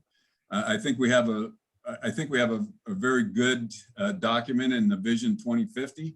I think that we can work in our strategic planning to look at the goals that we have set, make sure those goals are still in alignment, and focus those goals a little more. I think the goals that are set are fairly broad, and we need to, you know, the old acronym, the SMART goals. They need to be specific, they need to be measurable, they need to be achievable, they need to be relevant, and they need to be time-based. So I think if we can focus on in our strategic planning on that kind of goal setting plan, that would work for us. The second role of the commission is again policy, making policy and approving policy and making sure the organization is following the policies. Budgeting is a big thing that you know, we will be involved with. Staff will, of course, prepare the budget, but we'll need to be involved in it and need to understand it, and then again in the end approve the budget, and then not manage it, but review and understand as we go along throughout the year and make sure we're meeting our budget goals and that sort of thing. I do think also that as part of budgeting, and this will be a part of our strategic planning budget, our strategic planning process, not just focusing on 1 year at a time. I think it would be appropriate for us to have a 5 to 10 year financial outlook that will help guide us in our yearly budgeting. So that's another thing I'd like to see. And then the final role of the commission is, of course, hiring and managing and communicating with our executive director, and you know, working directly with her, and then not necessarily getting too deep into the woods, micromanaging and that sort of thing. And then my third topic, or my third action that I would like to see is, I think we can do a better job as environmental stewards.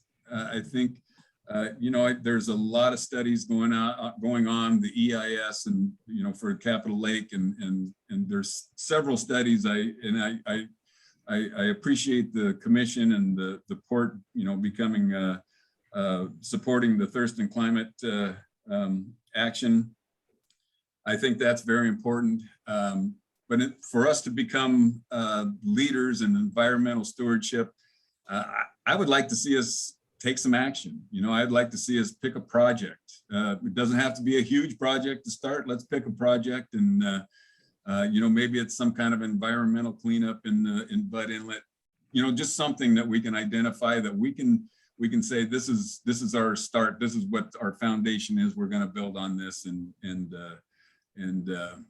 become leaders in the environmental issues. And then just the fourth thing is really just to you know, realize our purpose as the Port of Olympia and as a commission, making sound business decisions, you know, based on good information that you know, we're going to be provided by staff, whether that's through market studies or feasibility studies, but understanding the you know, the benefits of all of the you know, of whatever projects we undertake, whatever investments we might make, making sure that we understand the benefits for that. You know, promoting and you know, participating, being a leader again in diversity, equity, and inclusion. Again, environmental stewardship, and just making sure we're just being beneficial to the entire Thurston County. So I maybe rambled on a little bit there, but I'm going to say that was in a nutshell. That's what I have on my mind. That was great. Yay. Thank you, Bob. Okay, Joe, you're up. Well, thank you, Bob and Amy, for those, refreshing ideas. They're refreshing because, some of them are, somewhat new to the port, and so that's great. And, I support a lot of things that have been said. So, I support Amy mentioning the Oil Hotel. I mean, really like to, that's a concrete physical thing that we either can or can't do, but we can pursue it. We know that much. And, Bob, I like the direction of some of your comments, which is really looking at the big picture and trying to figure out, where's this port going as a whole? And, and Amy said to me casually in this past month that, really focus on that public perception and, how do people feel about the port? And I think Amy's got some great ideas for, outreach as well. So I think, that's super important because, we're here, we're part of the community, we're celebrating our 100th anniversary this year. We're not going anywhere. So, given that, are we perceived, and what can we do to be, to be a visibly viable, important part of the community? I think that's huge. So for my part, getting back to a lot of the things that I'm going to say, are going to be carry forwards from the things we've been working on. I think I know better than most, or not better than Sam, but that the port has, COVID is not, it's been a challenging couple of years. And we've had some literally heartbreak over, some of the folks that have left. And for one reason or another. And so I have to say, we're not quite like the Seahawks, but we're definitely rebuilding. The Seahawks, I don't know what, but anyway, we're definitely rebuilding. So that has to do with, what does the org chart look like? Is the existing model good, or are we looking at a different model for the org chart as we start filling some of these positions? I think the marine terminal is of critical importance. It's really what this port was founded upon. It's still extremely viable, but it needs leadership. So that's an important agenda item. And then I want to say that, our relationship with Tumwater, I'll move it to a higher level. I could say, something about real estate in Tumwater, but I'll raise it to a higher level, which is the relationship we have with the city of Tumwater, because the port has a greater, by acreage, a greater presence there than anywhere. And we need to have that good relationship, and we need to work together, on things and accomplish things. And so we're entering chapter 2 of a particular project there. And I say chapter 2 because the end of 2021 came and went with a lot of effort towards a particular real estate project, but now we're moving on to how to approach that project or other projects. And that's, intimately involved with the Tumwater City Council. And so how can we, bring them on as a good partner that benefits our activities and their activities. So Tumwater, that's a big issue. I think that sea level rise, I was happy to hear that Bob was asking about, what's our participation in that group. And, we do have participation in that group, and we do pay our share towards that group.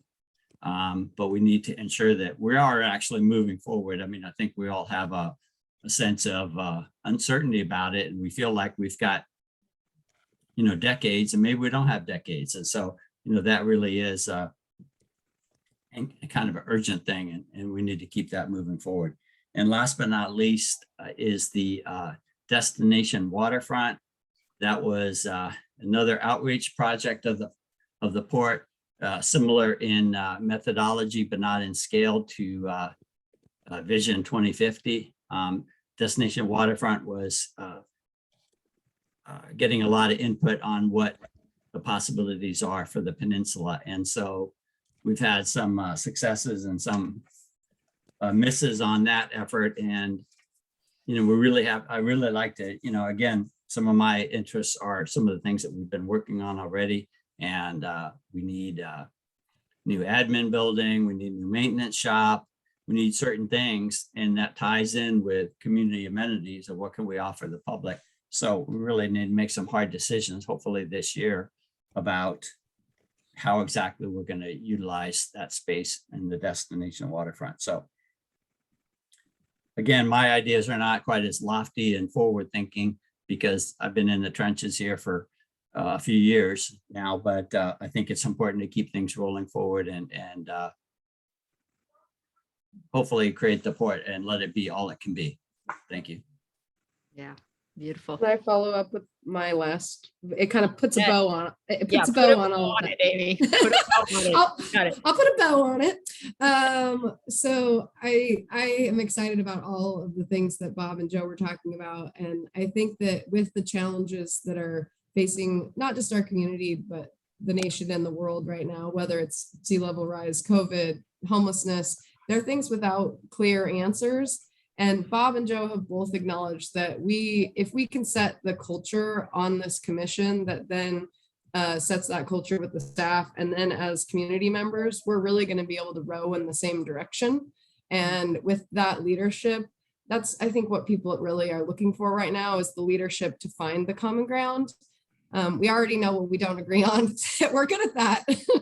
So how can we find the path forward? I think, Joe, you say that you're down in the trenches, but Bob also says he wants to find tangible projects. I think that we're all saying the same thing. We need to zoom out so that we can zoom in and vice versa. And I just think it's exciting setting the tone with all of you so that we can do that together. And by having more interface with the community, we'll be able to move that forward with the community as well. So and then I guess the multi-jurisdictional approach. I think that is one of the things I heard in my campaign is, the port is unique and therefore sometimes it can sit off to the side a little bit and doesn't necessarily play in the same sandbox with the cities and the county.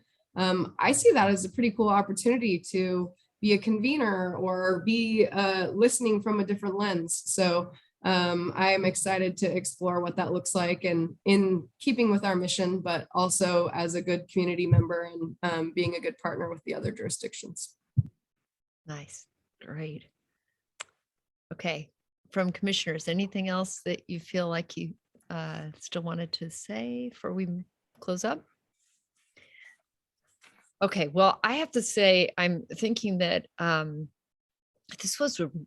really glad the timing worked out the way it did, even though it's been a little wonky to have this, shifting of gears. I think Sam was right. It's the new normal. This is now how it goes. We pivot again and again. It's like pivot is like the new word in everyone's vocabulary. But I just think that it's going to be so helpful for Jim Darling to hear what kinds of things you all are thinking about, as well as for the staff right now as they're kind of looking ahead to this coming year. So thank you all for your great insights.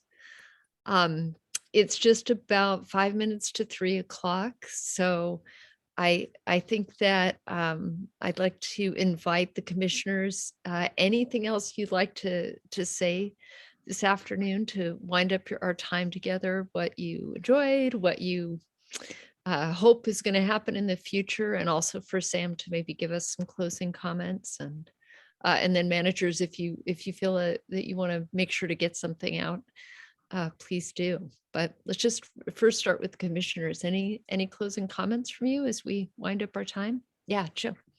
Well, Holly, this will only take a minute. It's actually yeah, go ahead. agenda item number 5, which is moving Monday's meeting. So I have to inform my fellow commissioners and Sam that I've got surgery coming up, and lo and behold, it's this Monday. So probably I'll be under the influence at 5 p.m. of, various things. And so I will not be attending a Port Commission meeting if it is held Monday night. So this gets into that interesting area. Sam does the scheduling for us, and we typically don't do scheduling in meetings, but I just like you to know that I won't be attending Monday. There's exceptions to that, that rule. And I think that this qualifies as one of them, Commissioner. Well, thanks, Sam. So, and I also don't want to be, I want to be, I don't want to define, when things happen at the port. So therefore, I just leave it up to discussion of whether or not, the two of you can go ahead and have a meeting, or we can, reschedule that Monday night meeting, because again, I won't be attending. And I'd love it if we at least, well, anyway, so. Well, so we're going to address that now. I'm glad you mentioned it, because I forgot that we added that. But it does seem, especially even though that's not normal, given that you're the very beginning of your year with 2 new commissioners and Joe's continuity here. Joe, does somebody have a suggestion for another date, or would you like, what's your thought here about the alternative? Bob or Joe, how much time do you need to recover? Bob, I think as long as you're okay with it, I think having Joe, especially given that he's currently the chair at our first meeting, feels important. Yeah. Are you going to be out for a month or a couple of days? That's a good question. That's a good question, Amy. I'll be spending one night in the hospital, and then I'll be home on Tuesday. And I would think after 48 hours, I'll be, pretty functional for a Zoom meeting. So, yeah. So maybe a Wednesday meeting would that work for you, Commissioner? Yes. Yeah, that would work. That would work. Wednesday the 12th. Does that work for you, Bob?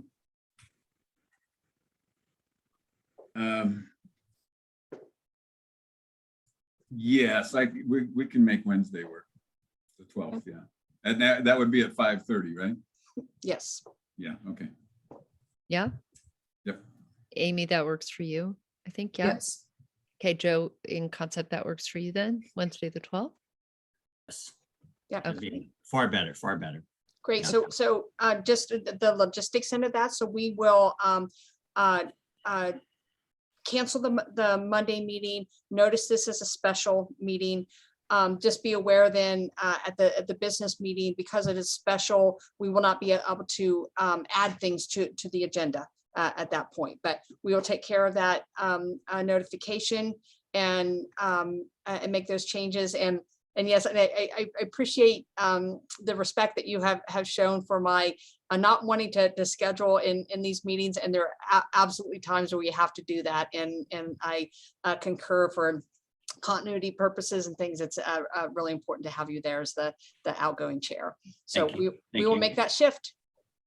Great. Thank you, commissioners. Thank you, Sam. Yeah, Joe, obviously, I think it goes without saying, we wish you well in your surgery and hope for a speedy recovery. Thank you. Appreciate that. Okay, it's just about 3 o'clock. So any closing comments? I would just say that I really appreciate the flexibility already. I mean, I came back into the country and was like, okay, what are we doing? And it's like, we've got so many staff out, this is just not happening. And so again, the ability to remain flexible, I very much appreciate that. We will make those changes for a meeting next week. And then also we have our one-on-ones starting next week. Those are already scheduled. I really look forward to that. I will be bringing in various team members to brief you on different aspects of things. If you have any other questions or need anything in the meantime, by all means, feel free to reach out. Shayla is your gal for anything logistical, meeting wise, coordination wise, etc. Otherwise, feel free to email me or call me, and we'll make sure that we get back to you as timely as possible. And look forward to seeing you all next week, and then meeting with you in one-on-one. It looks like Commissioner Downing has one more thing. You reminded me, Sam, of something, and that is that we're all working within the confines of OPMA, and Mhm. in prior years, some commissioners had extremely strict interpretation of OPMA, but the legal counsel for the Washington Public Ports Association has told us that if you ever want to share information with a fellow commissioners, you write in the heading, obviously the subject, and then you go -- information only, commissioners, please do not respond. And as long as you say that in the header, you can send off, really don't send off opinion, like, here's how I feel about this issue. No, don't do that. But if you come across a document that you would be, interested in sharing for your fellow commissioners, that's so important to have that little bit of one-way dialogue, and it's perfectly allowed. And Felicia, perhaps you, or, well, I can find it. I have that document that says that that's allowable. So I'll send that to, I'll probably send it to Felicia, and then she could send it out to you. Okay. Yeah, and alternatively, I know that commissioners have done this, and is that you just send things to me and say, can you share with the other commissioners? And we're happy to do that. Again, if they're kind of like printed, published, informational only documents. If there are anything else, then we can assist you, because this is, I know for the two of you, this is your first publicly elected position, and so I know both of you have expressed, we just want to make sure that we're staying on the right side of the OPMA and things, and we're here to assist you with that. So you can also use me as a conduit, and then I can send things out. Great, thanks. Okay, gang, we should probably wrap it up. So Bob and Amy, did either of you have anything else you'd want to say before we close? Oh, thanks, everybody. Great job. Yeah, I'm good too. It was a great meeting. I think good information today. Thank you all. Great. All right. Well, thank you, everybody who's here today. Thanks all the managers. And I also want to thank, we had a bunch of attendees observing us, and thank you for being here as well. And may everybody just stay safe and healthy, and have a fun time at your next meeting. All right. Thank you all. Bye. Bye. Bye.